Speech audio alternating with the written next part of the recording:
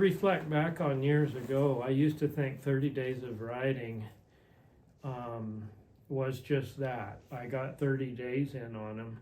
And when I trained back then, and I didn't know in the beginning a lot of things that I know now that I can accomplish in a lot shorter period of rides, like lateral flexation with forward motion, moving the front end, getting a side pass going, getting a horse to elevate his back and working on vertical flexation and the jaw and the pole and the rear end up under you.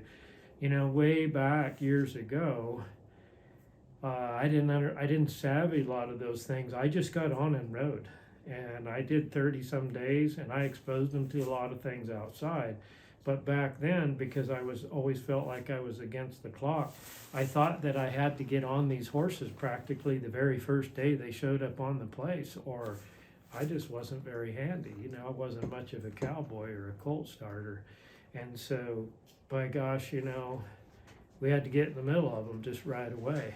And so I've changed my thoughts on all those things now. Like I said earlier about the new student in the classroom, I was a kid who really struggled in school with a lot of things, tough issues and dyslexia and things like that kind of made me struggle socially to fit in and to have friends and all that. And so I kind of have more of a soft spot in my heart now. I let these horses show up when I'm going to do 30 days of riding or whatever on them.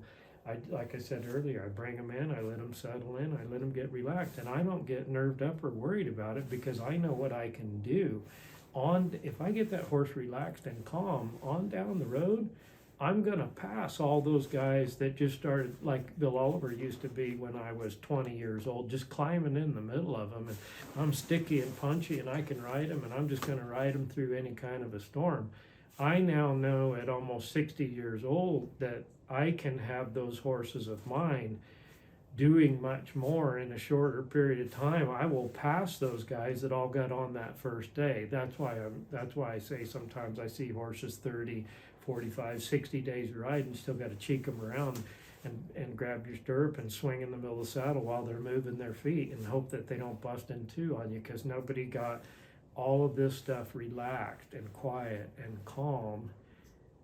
I would submit to you that if you get that done first, then when you proceed with your training, you will advance so much faster with that horse, with your student, than you would if you just climbed in the middle of and rode it out of them. Says a lot for you if you're a cowboy and you're just trying to prove something to somebody that you can get on them and you're sticky and you can ride. That's wonderful. I don't really know that that's the best route for the horse all the time. I think the way I go at it is better for the horse now, but it took me till almost 60 to figure that out.